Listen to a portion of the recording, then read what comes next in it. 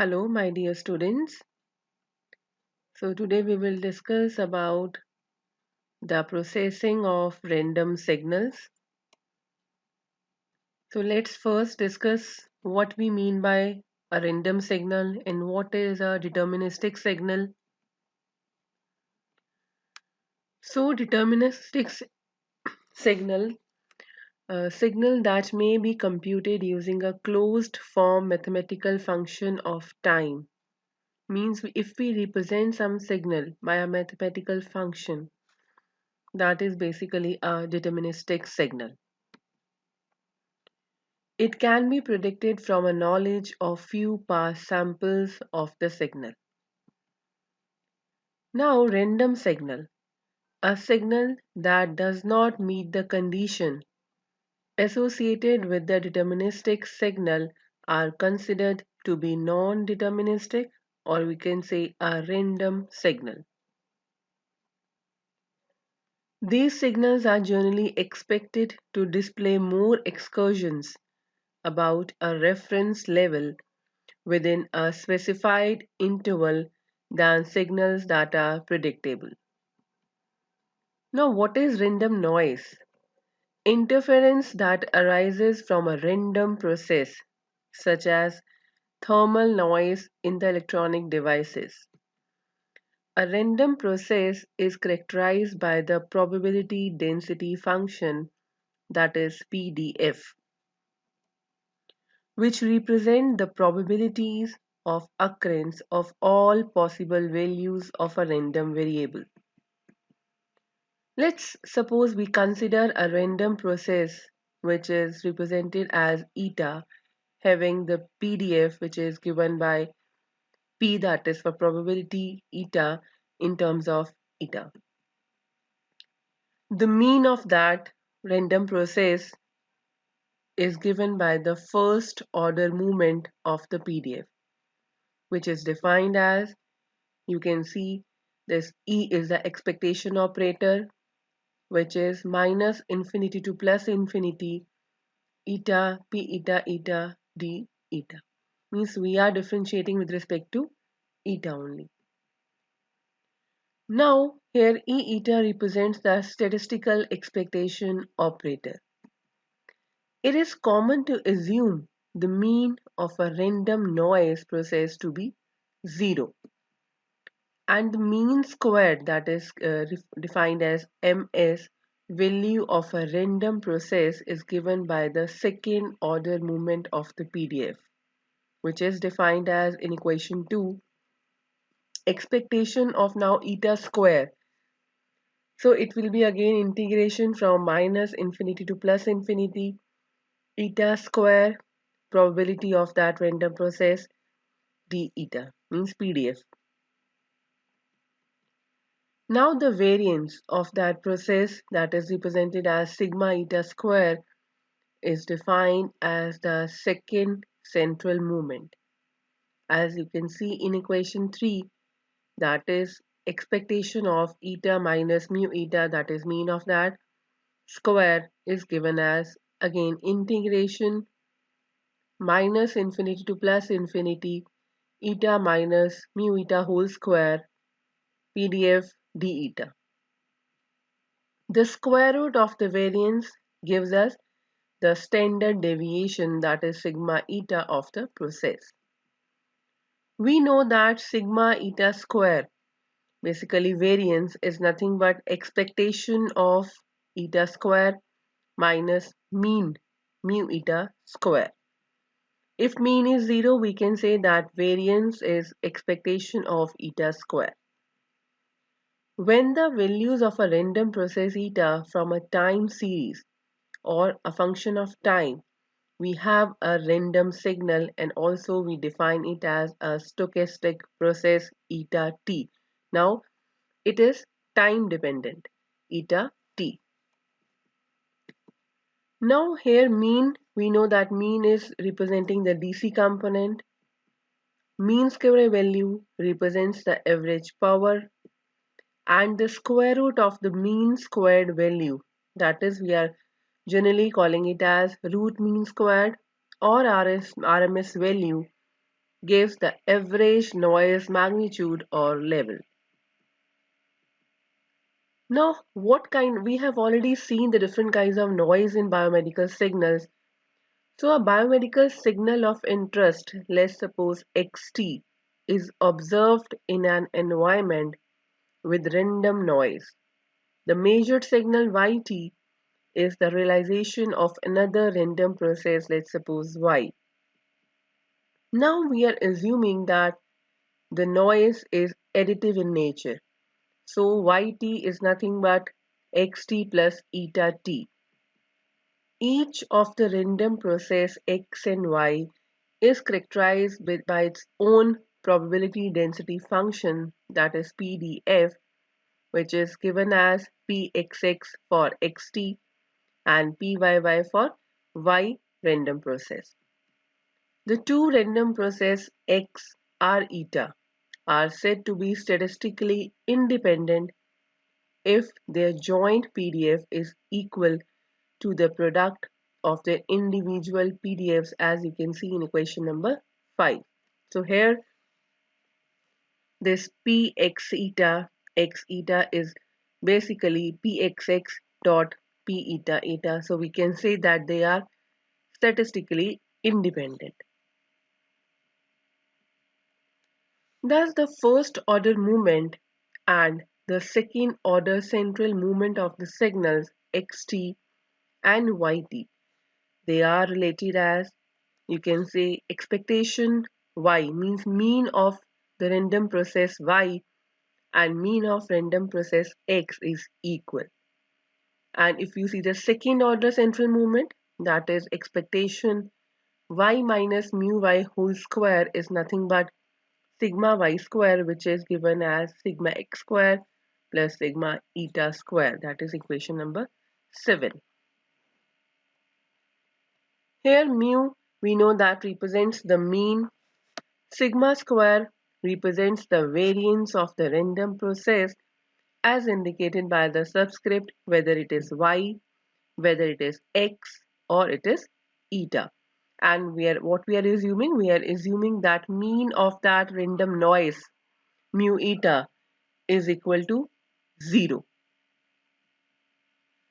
Now we have ensemble averages. Basically, these are what we need to process these signals, how we are doing processing of these signals. So when the PDFs of the random processes are not known, that statistical expectation operation can be computed using a collection or ensemble averages.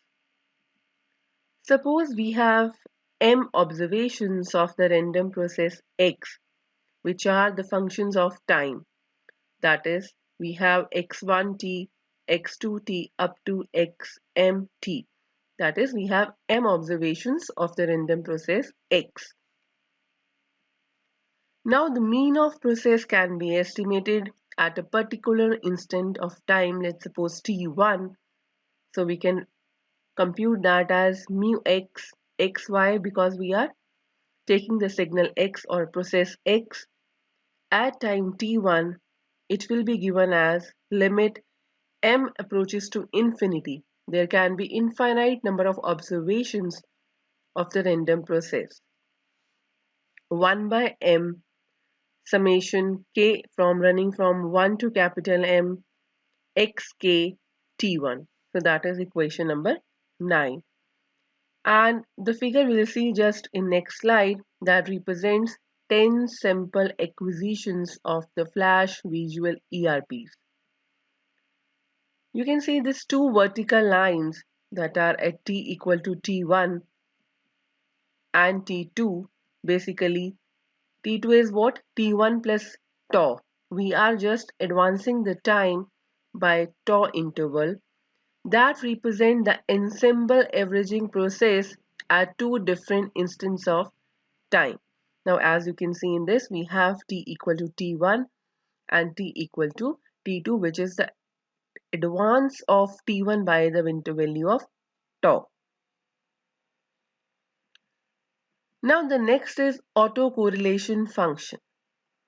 The autocorrelation function, which is represented as phi xx t1, t1 plus tau for a random process x is a time series, and it is given as, you can see, phi xx t1 plus tau is equal to expectation xt1 plus tau, which is given as integration minus infinity to plus infinity xt1 plus tau, then probability density function of a random process x, that is pxx dx,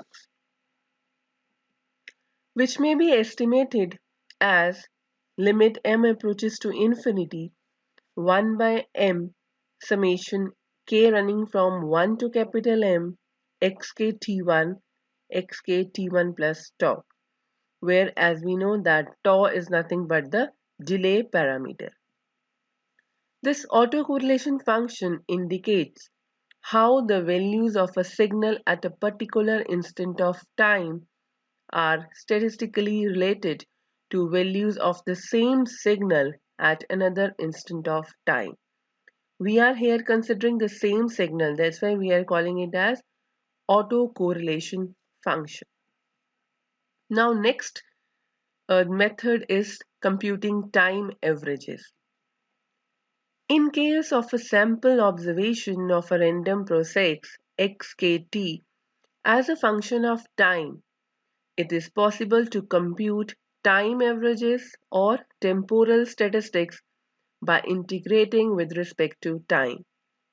So we have mu xk, it is represented as mu xk, again in this capital T running from, it is approaching infinity, 1 by t integration minus t by 2 to plus t by 2 xkt dt. This is time average.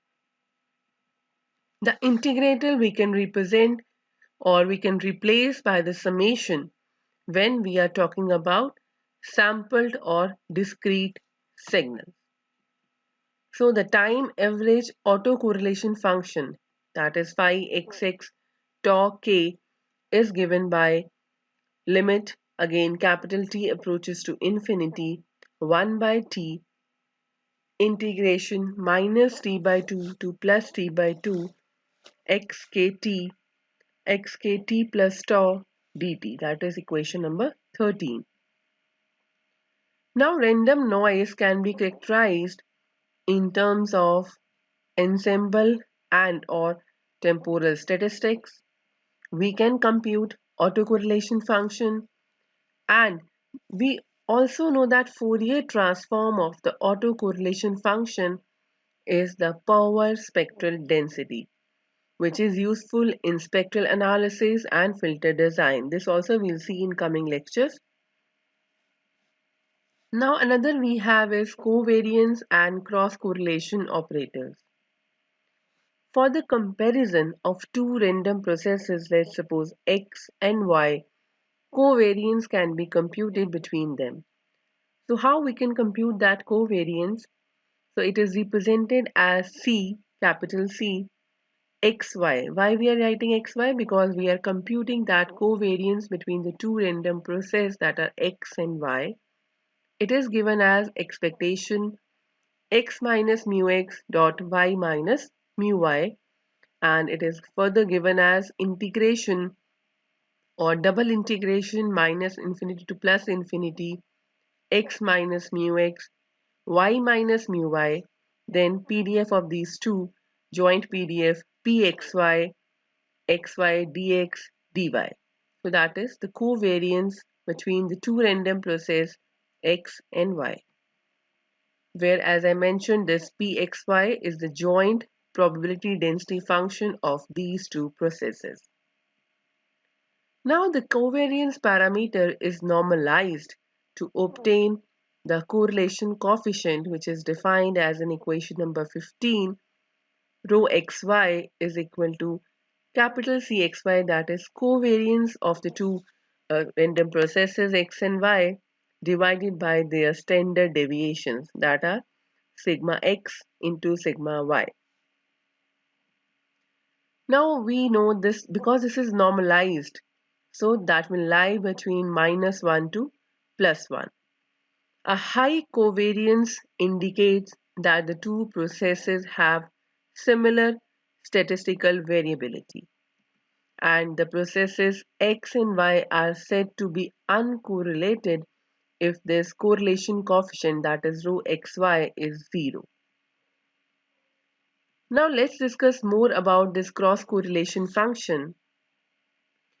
When the random process X and Y both are functions of time, we can compute cross-correlation function as theta. It is represented as theta xy t1 plus tau, which is equal to expectation xt1 yt1 plus tau, and again it is given as double integration xt1 yt1 plus tau pxy xy dx dy. Here again, this xy is the joint probability density function of the two random process x and y. These correlation functions are useful in analyzing the nature of variability and spectral bandwidth of signals, as well as for the detection of events by template matching. So this was all in this lecture, and we have taken most of the equations and figures from book by Rangaraj M. Rangayan, Biomedical Signal Analysis, a Case Study Approach by John Willey and Sons. So for now, thank you so much.